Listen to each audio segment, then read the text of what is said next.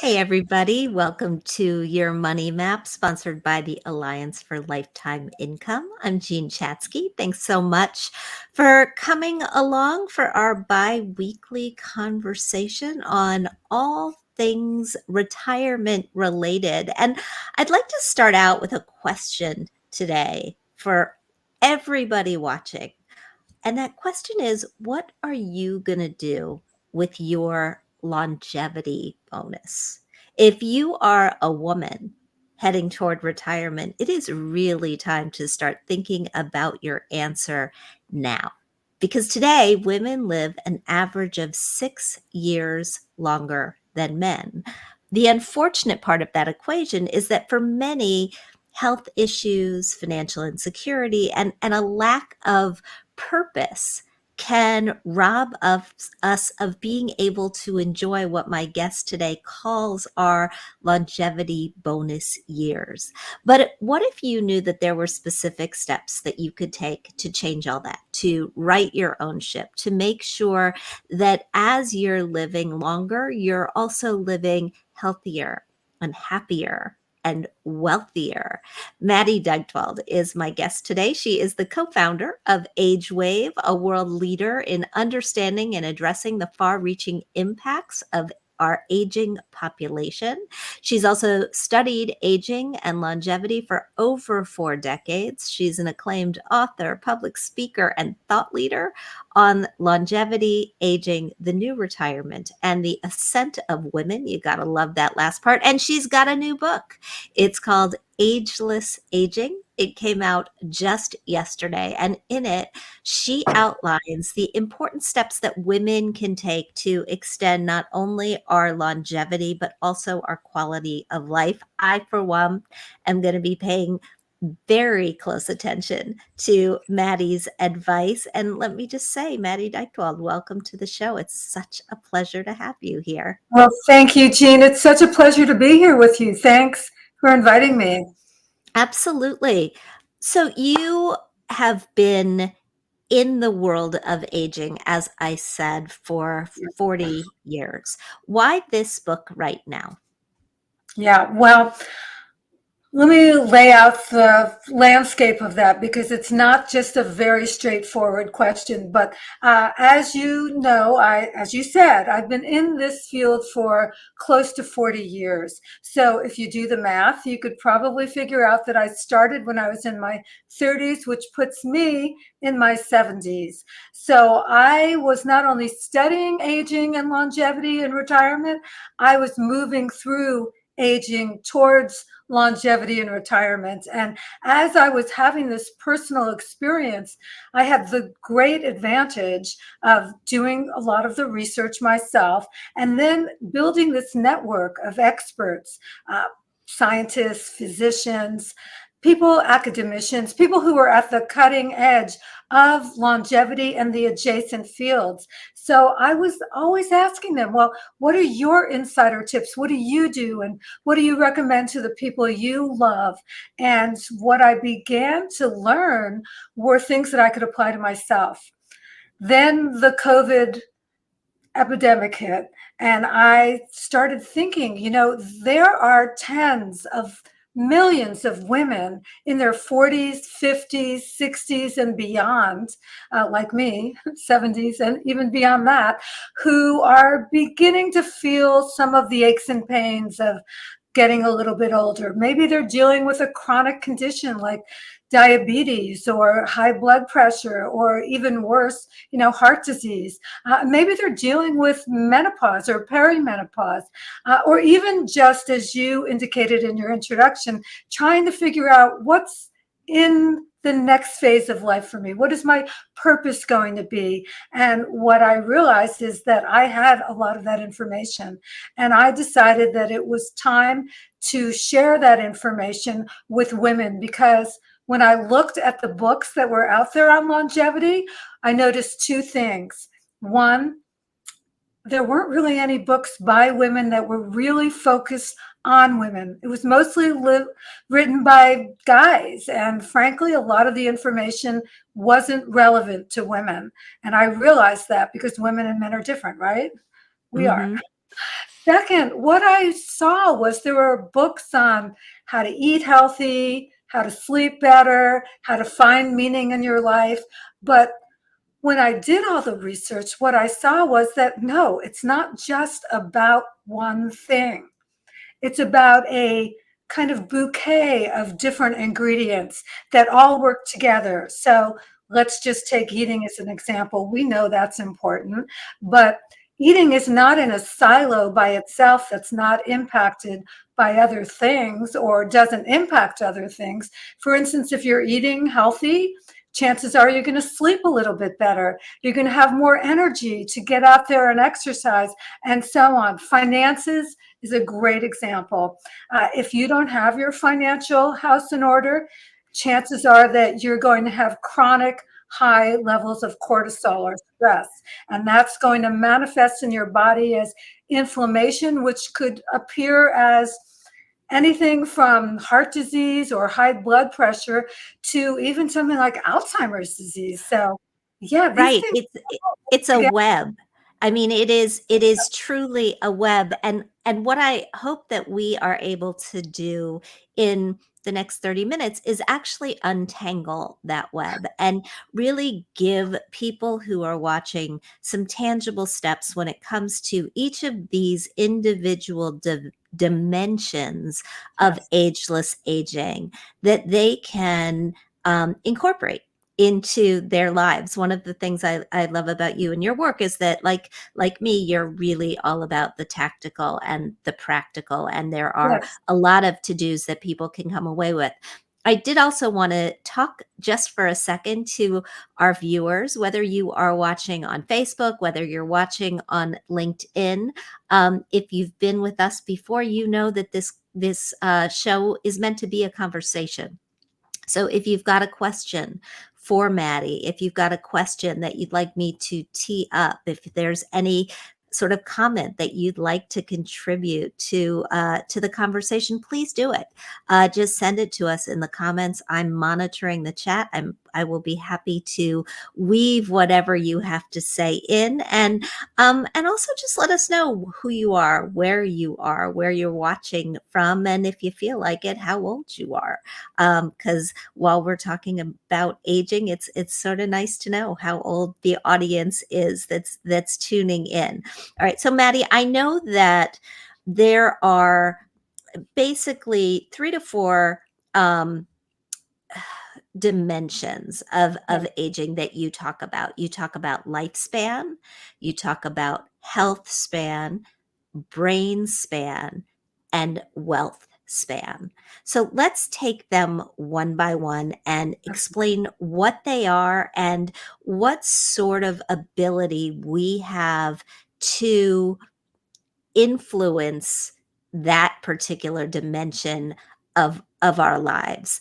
And let's just start with lifespan. I mean, women are outliving men by 6-ish years. Is that Yeah. number going up? Is it going Yeah, down? it actually it's gone up during COVID. Women tended to do a little bit better than men during COVID. And in general, as you've pointed out, we women, we've won the longevity lottery. We get to live on average 6 years longer than men. And that's our lifespan, the number of years that you live, the number of birthdays that you have. That's chronologic aging. So yeah, you want to have as many as possible. Maybe. And the reason I say maybe is because if you don't have your health span, your wealth span, and your brain span, which I'll define in a minute, then you may not want to be living as many birthdays as possible. So let's talk about health span. Health span, you alluded to it earlier, Jean. It's the number of healthy years you live. And this is a place that's not so great for women. In fact, there is a gender gap when it comes to health span. Women, even when you correct for the fact that we have longer lives, we tend to have more health problems. We have, in fact, spent the last 12 to 14 years of our life in a potential cascade of health problems. And Yeah, that's not good. Correctable, by the way. So let me add that, but Well, it's let's not a talk great. about the corrections. I mean, Okay. what are the factors that lead women into this 12 to 14 year poor health cascade, and what can we do to get in front of them? Are they mostly chronic conditions, or are they mostly diseases? Are they preventable? Are they not? We got a question earlier from Haley, who's in her 30s. Good for you, Haley, by the I way, for love the fact thinking that about Haley this, is that you're here. in your 30s. Sabrina's here as well. She turned 60 this year. Hi, Sabrina. I will also be 60 this year. But Haley wants to know, she wants to know that she's aging in the best way possible. How does she change her eating habits now to get her on the right track? Okay, so that's a great lever to pull, eating habits. And there's a few things to keep in mind. There's the what do you want to get rid of, and there's what do you want to have more of, just to keep it really simple. So, what do you want to get rid of? You want to get rid of all the ultra processed foods.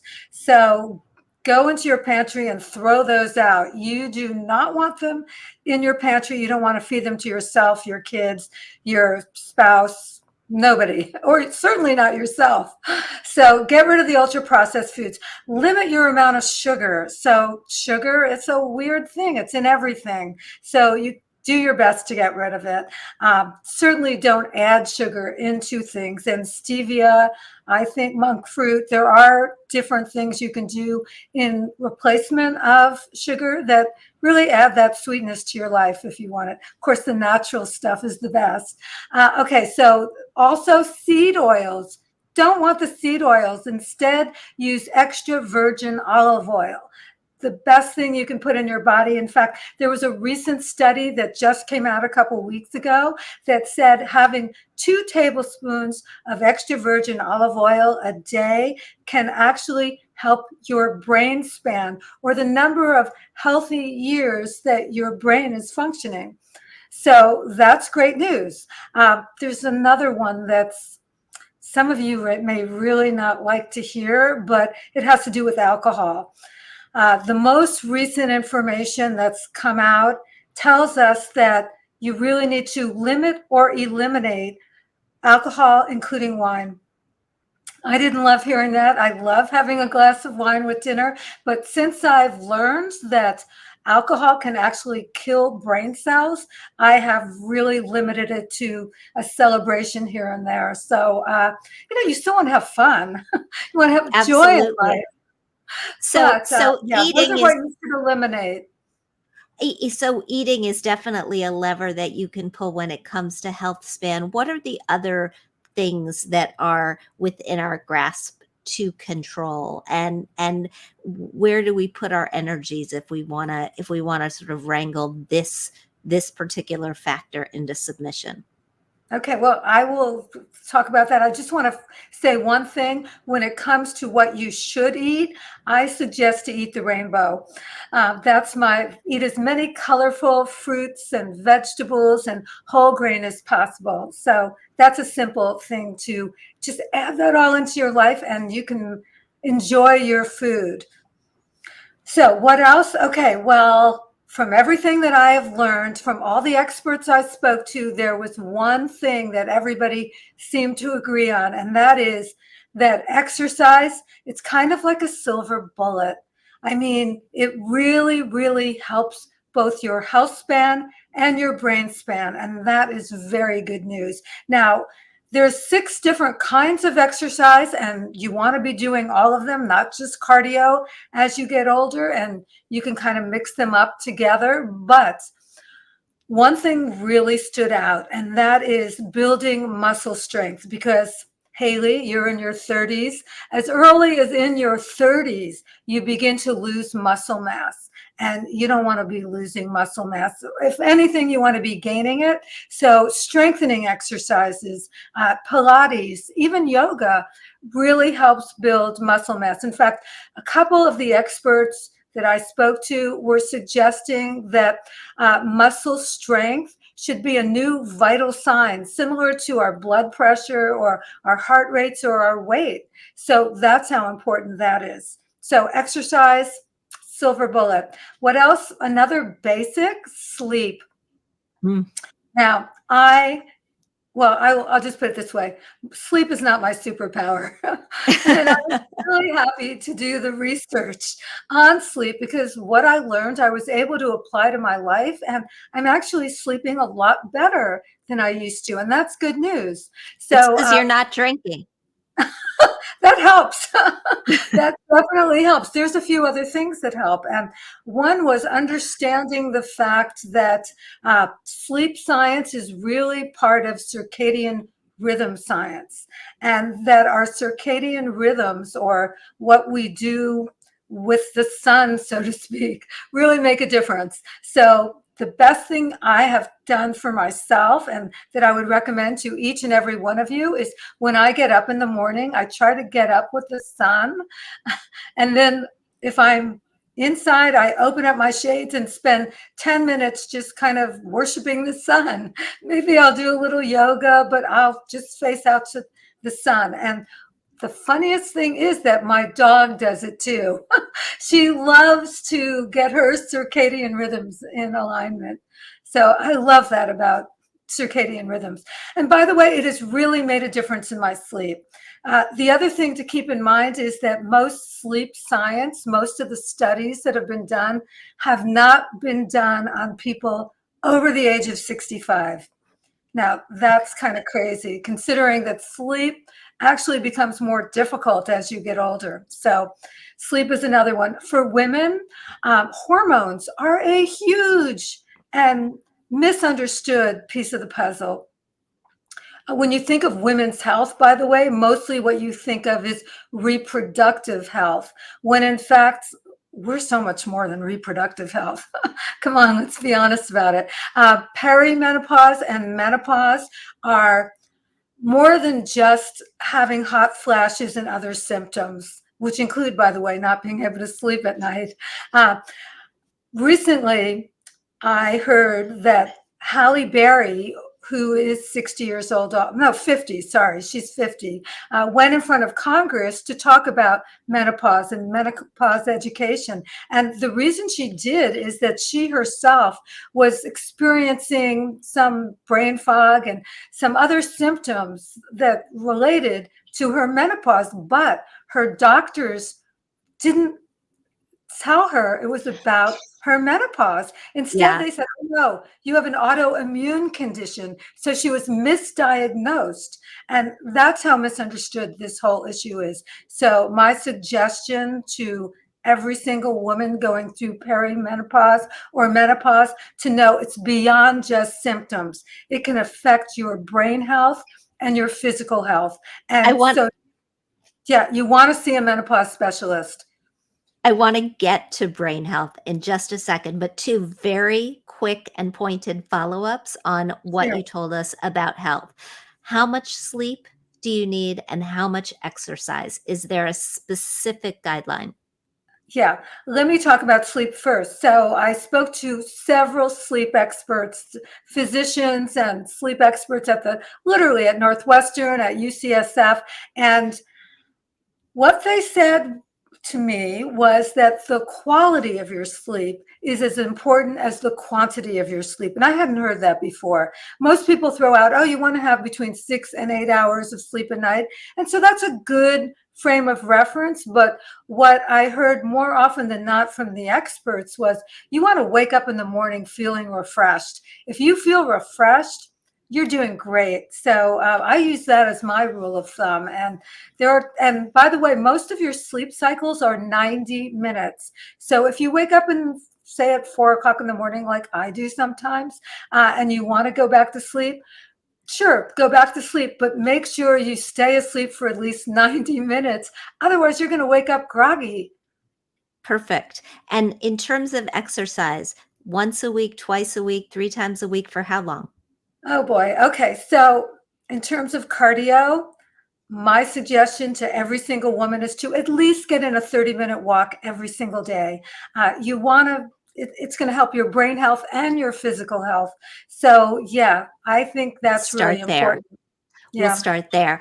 Brain there's health more, is but something that brain health is something that ties that has tied through all of the elements of the conversation that you've talked about so far. So, how do you define it? And what are the three most important things that we can do to control it? Because I've got to get us to talking about wealth span as Sure, well. So I want to make sure. sure that we leave time for that. Absolutely. So brain span is the number of years that your brain is functioning well. And I think there's a lot of confusion about what that really means. But there are things that you can do. By the way, I go into it in detail in Ageless Aging, but in lieu of you wanting just three things, there are so many things that we can do. And we already touched on exercise and eating a healthy diet. Those are two things you can for sure do, but we won't even include that in the list. Same thing with sleep, by the way. Definitely want to keep your sleep together in order to have your brain functioning well. But also you want to look at your blood pressure. You want to make sure that you don't have high blood pressure. You want to keep learning new things. Now, unfortunately, that doesn't mean playing Wordle or Sudoku. It means learning a new language or learning a new skill, trying something that you're going to really be horrible at first, and then you will get better over time. So that's what learning a new skill is. Do the math. I love the fact I hate math, by the way. But when I go out to dinner with a friend, instead of just having the waiter divide the check in half for us, I tell him the numbers and I tell him how much of a check, not just Joe, just add 20%, because the math helps keep my brain functioning well and I want it to function at its best. So there's a couple there right there. I could go on. That's that no, those are fantastic suggestions. And I love the new language and doing the math because you're forcing your brain to create new pathways. That's And right. that is how we keep our brain healthy. So we are at our heart a money show. And wealth span is another one of your dimensions. What is it? Okay, so it's the fact that you do not want to outlive your money, and just the simplest terms. I think that this whole idea of wealth has been totally misunderstood. I think that so many people have in our culture in general, they take wealth and they think of it as entitlement and the bougie people.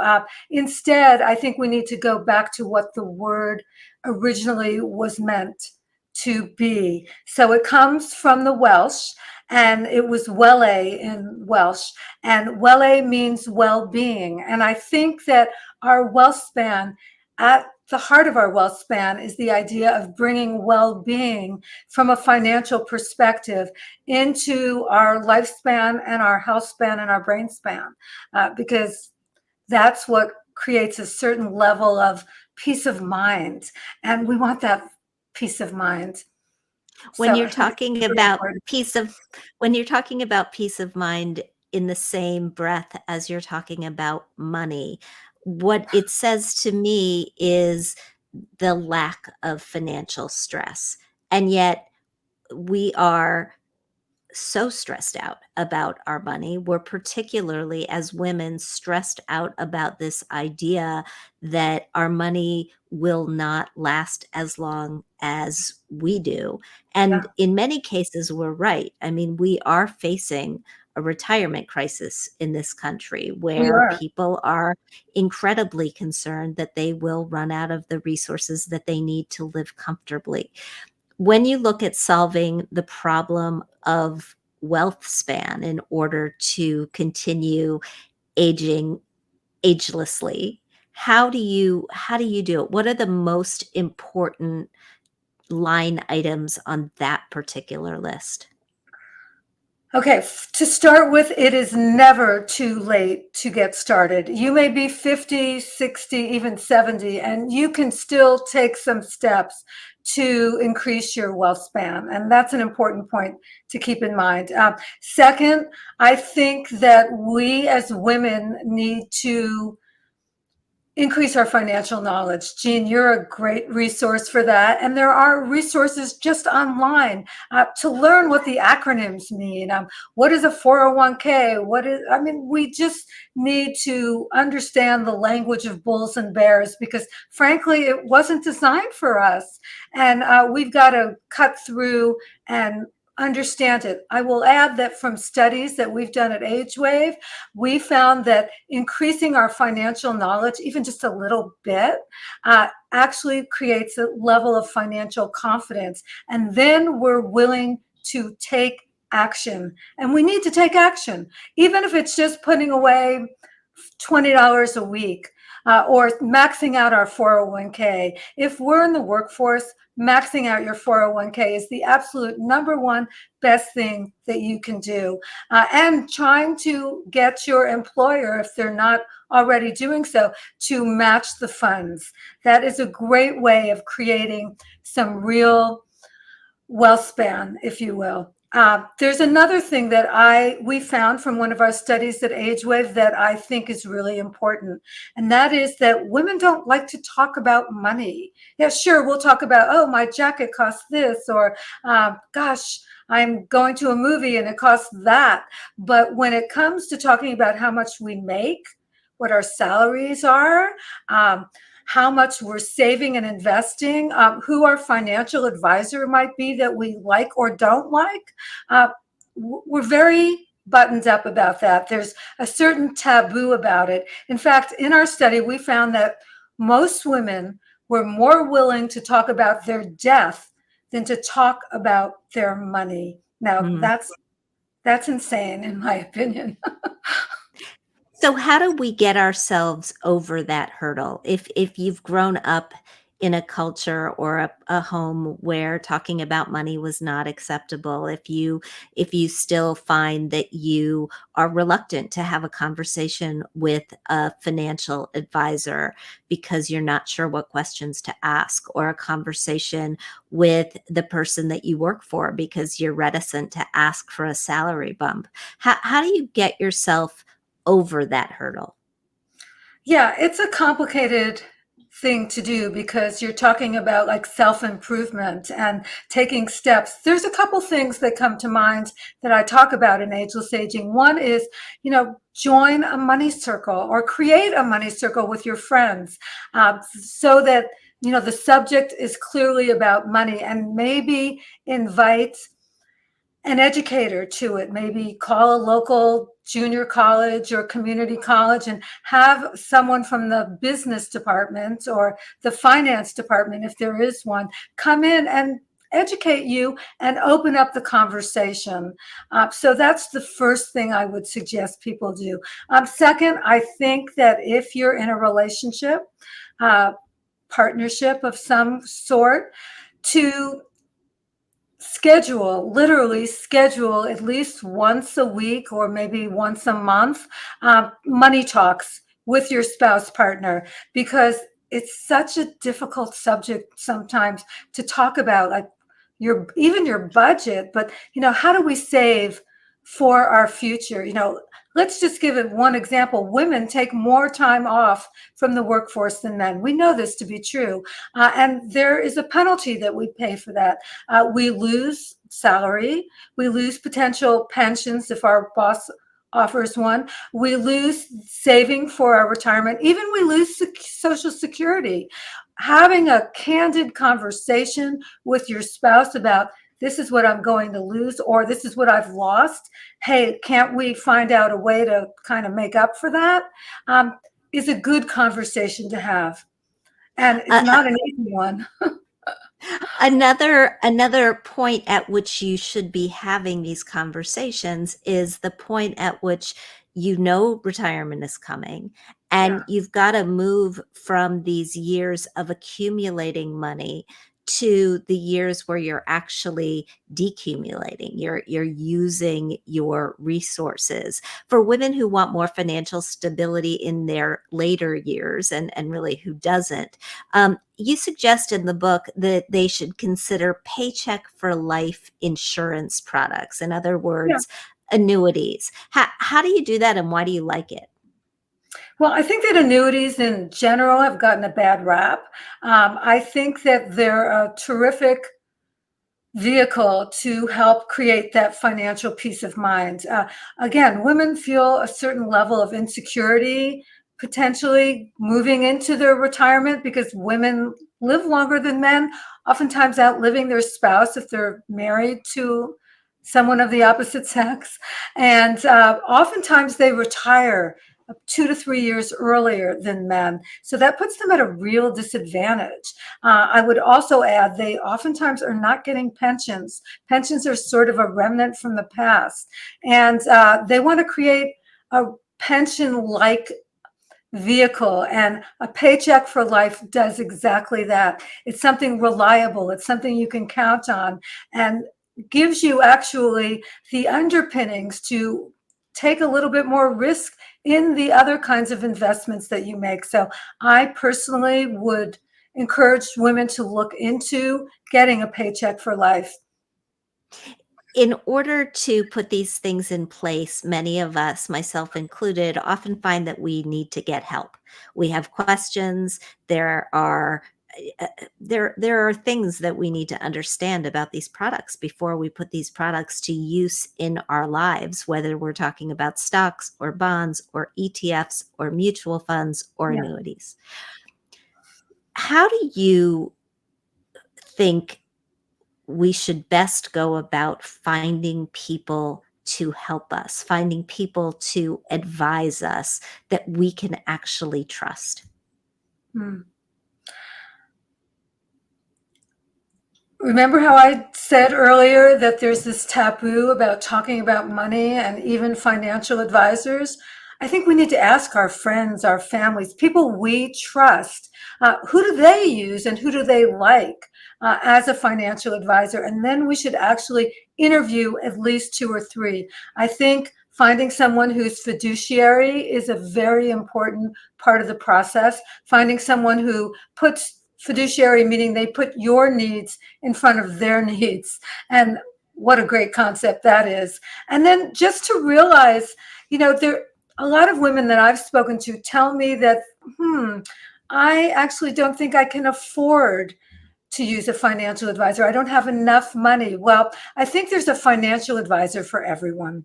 I think that there are vehicles, there are people, there are companies that are either available online or in person, even, that no matter how much money you have, they can help you get started. And I think just one of the experts I spoke to on financial well being said to me, if they were to give one piece of advice, it would be this: just do something.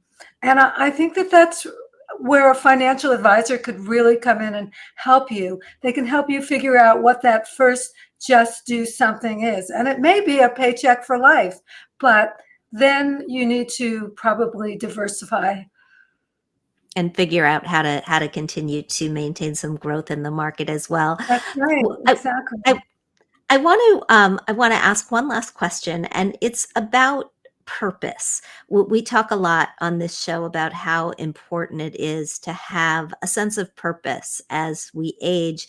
And in your book, you say that for women, there is one source of purpose that stands out most of all. Can you tell us about that? Yeah, from a study that we've done at AgeWave, we delved pretty deeply into this whole idea of purpose. And what we discovered was the number one way that women get a sense of purpose is from spending time with family. It's a great thing because social connections also really help increase our health span and even our brain span. In fact, we know that loneliness is the equivalent of smoking 15 cigarettes a day. So that's kind of crazy. You want to really spend time with family. I thought that there was another one that was super interesting, and that is we asked in one of our studies, we asked, well, what's the one thing you'd be willing to try to do to add more purpose in your life? And the number one thing was to adopt a pet. So I thought that was pretty cool. Well, we love that. I am forever grateful when I make it through one of these broadcasts and my dog has not erupted into a stream of barks in the background. So I can be grateful for that today, and also grateful for this conversation. Maddy, thank you so much for talking to us, for your time, for your work. The book is Ageless Aging. If our listeners want to find out more about you, where would you send them? They can go to my website. It's not an easy thing to remember because I have a hard name, but maddy.dychtwald.com. And we're right now, if you order a book, we have some great resources besides the book that we're giving away for free, including something on brain health and something on financial well-being. So perfect for your audience, Jean. Fantastic. We'll send people there. And I also want to remind everybody we publish a newsletter every other week on the issues that we talk about on this show, on the issues that affect your wallet and your needs as you head into the next phase of life, particularly if you're among the peak 65 generation, those folks who are turning 65 by the thousands every single day. You can check that out at our website, which is protectedincome.org/subscribe. Maddy, thanks again for the conversation. Hope to see you soon. Thank you, Jean. Appreciate it. Thanks everybody for watching. Bye.